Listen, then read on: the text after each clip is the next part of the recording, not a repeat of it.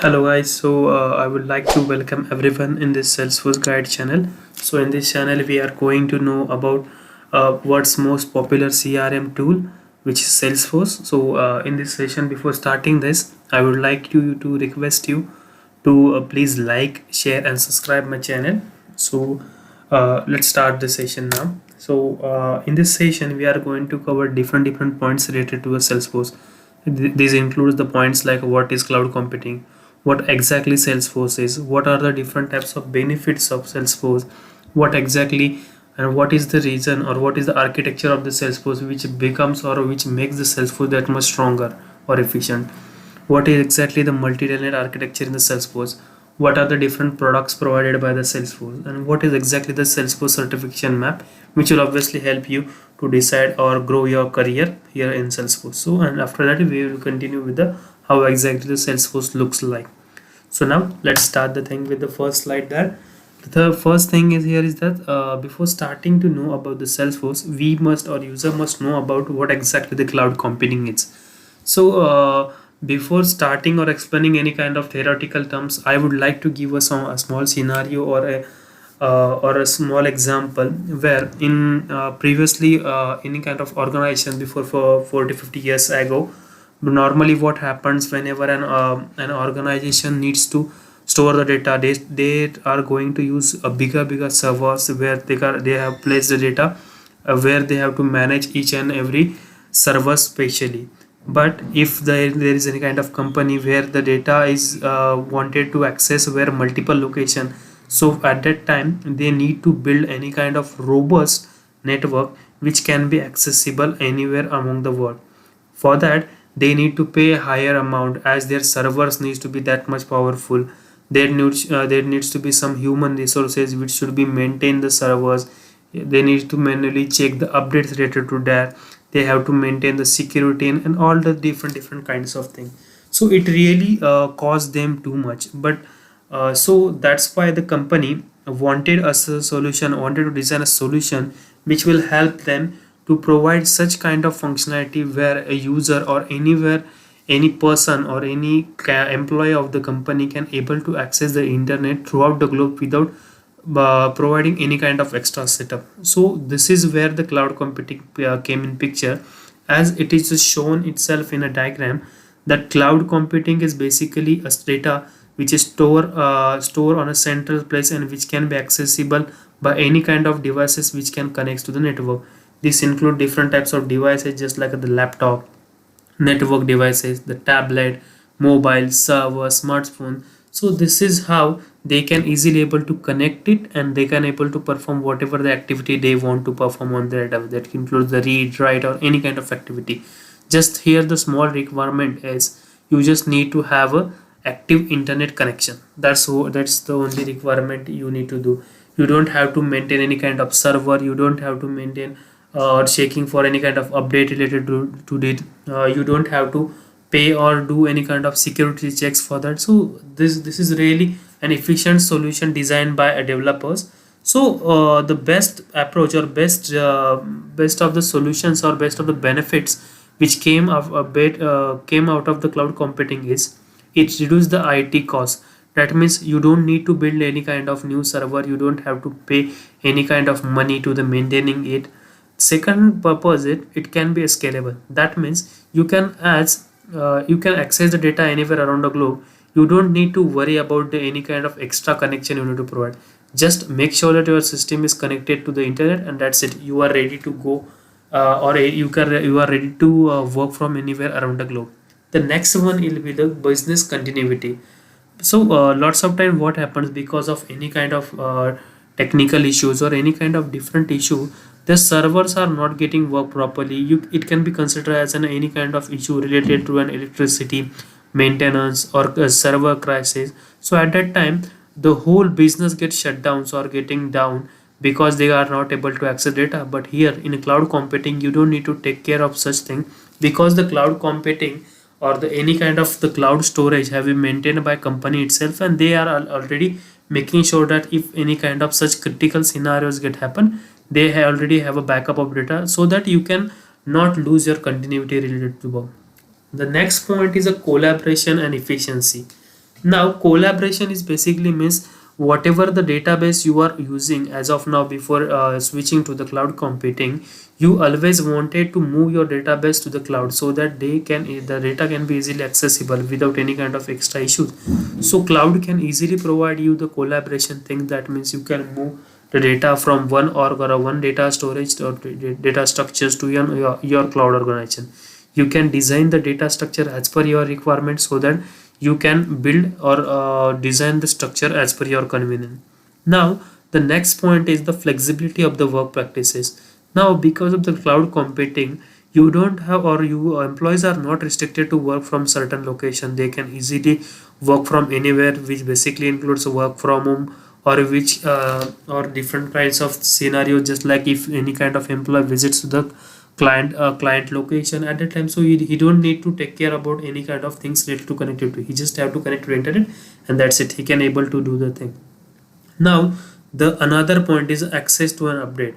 Now everyone is aware that updates are really important factors while using any kind of technology, as you must have been updated, which help you to make sure that your system is updated, which helps you to keep your data secure and makes the data faster. So such kind of update activities are also available on cloud computing, and that is totally depend on you whether you wanted to install the update or not.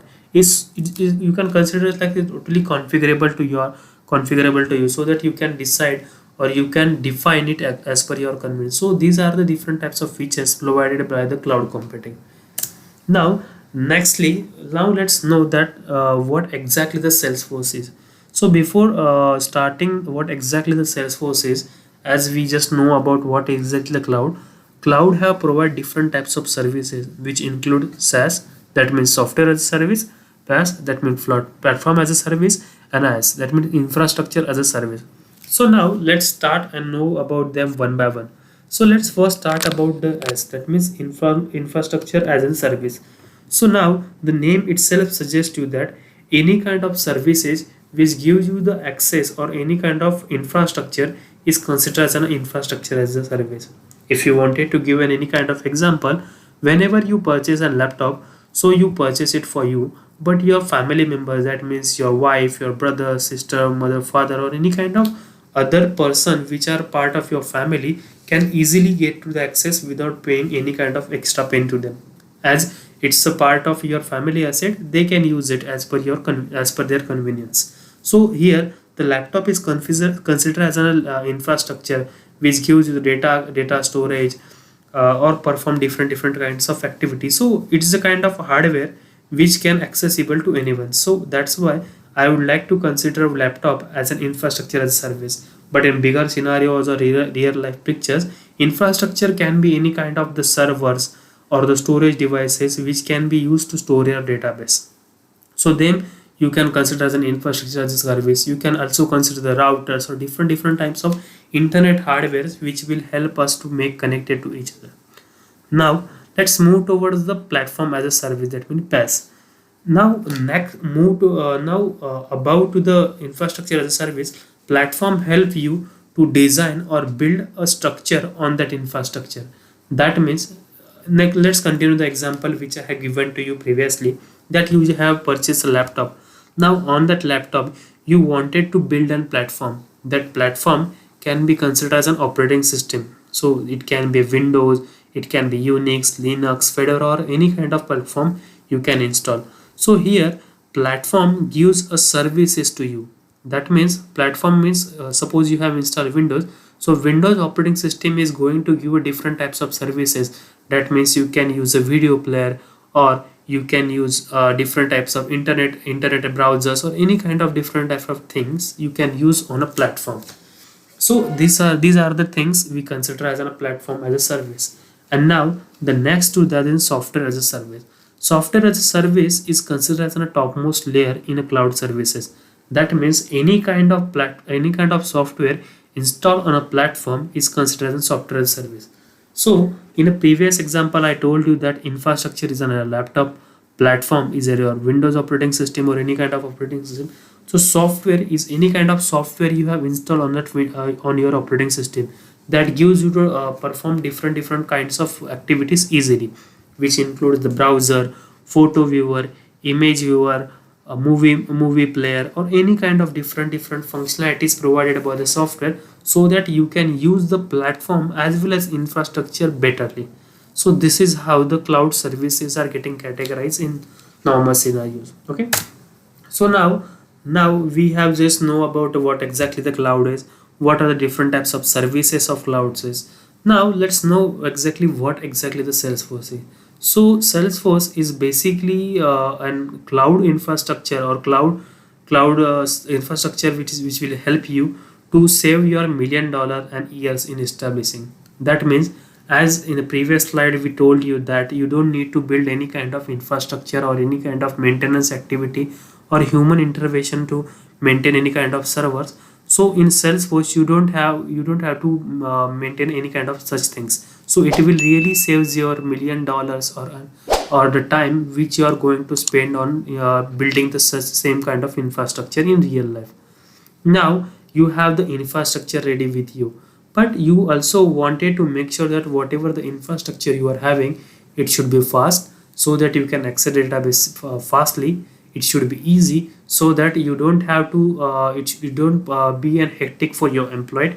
It should be secure so that whatever the data you wanted to store on that should be secure there, so that any unauthenticated user cannot able to perform or any kind of access to them or effective, so that whatever the activities is gonna perform, that should be so quick and effective so that it can be really help your users or your whole team to work as an work in an effective manner. So these are some features provided by the Salesforce. So as Salesforce is too fast, it can use the all the data you have, you can stored on database within a fraction of second. It is so user friendly that without providing any kind of training to your employees, you can easily use them. It is secure as it is having different kinds of authorization authentication techniques, so that you are the user which don't have an access to your database or not able to access your things. And next to the effective, it is so effective that whatever the activity you are performing, the result will be outcome within some fraction of second. Now the next thing or the next plus point related to Salesforce is accessible around the globe. That means if you wanted to access the Salesforce, you don't have to build any kind of extra setup for that. That means you don't have to build any kind of server, you don't have to perform any kind of activity or install any kind of software. It's just kind of thing which just need an internet access and a browser, and that's it. You are good to go with the or good to use with the Salesforce. Now the next part is the integration. Now if any kind of user wanted to move the data from one or to the another, or one of the platform or whatever the things they are using now, so using integration they can easily move to the Salesforce by using integration activity. Whatever the data you have in your previous or your previous tool, you can easily move your data with all the functionality to the Salesforce. Now as Salesforce gives you lots of feature, so you might think that Salesforce will be pay you so much things that you have to maintain the servers, install the updates, or fast security or any kind of thing. But Salesforce will not that much charge you whatever the money you are going to invest in an infrastructure or any kind of activity. Salesforce pays you on the basis of the license you are using. So the license can be administrative license or different license you are going to use as per your requirement. So the amount or the amount in which you are going to purchase the license, you just have to pay for them only. Okay, so now let's know that how exactly Salesforce works. So for that we just need to first make sure that what exactly the architecture of the Salesforce is. So now in this in the diagram we have just categorize the things in two manner. That is the below these are the below things which are the platform, and the above ones are the application. As per our previous example, platform is can be any kind of operating system. So here in a Salesforce, platform can be a Thunder, CRM, data management platform, or IoT. So these are the different platforms which helps Salesforce to build their softwares or any kind of different services on them, so that they can perform the data activity so fastly or so securely. About moving to the application, Salesforce has provided you the different types of application, just like sales, service, marketing, community, and different types of activity. We are going to explore this kind of all the application in a different types of services provided by the Salesforce. Okay, so this is how the small diagram which will give you idea about this architecture of the Salesforce. Now, whenever you talk about the Salesforce architecture, you are always gonna hear about what exactly the multi-tenant architecture, that how you are going to use or how you are going to store the database. So, for giving an example, it is just like Salesforce is having a big hard disk drive where they are going to store all the data with each of the org data whatever, or each of the clients data whatever they are having.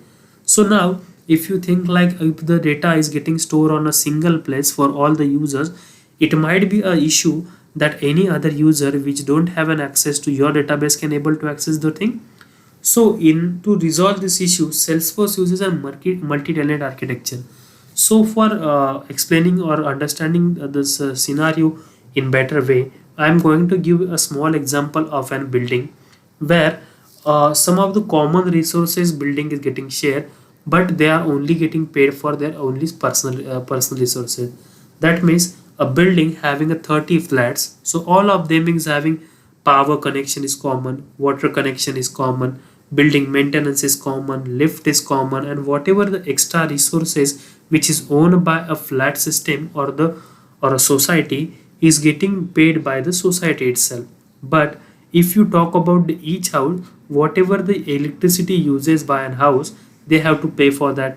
They don't need to think about what others are using or any kind of features or any kind of things they have used or installed on their home. Other users are not going to use it. So this is how the multi-tenant architecture is gonna work. So in this example here, in the building we have multiple flats where the common resources was like power, water, and building maintenance. But whatever the space which is allocated to you, you just have to pay for that. You don't have to much think about what others are doing, what others are able to think.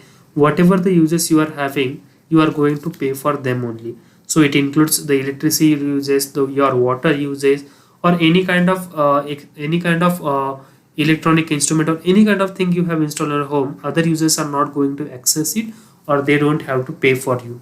So this is how the multi-tenant architecture exactly works. Now, Salesforce provides you different types of products. In normal terminology, we called it as an Intel Salesforce 360.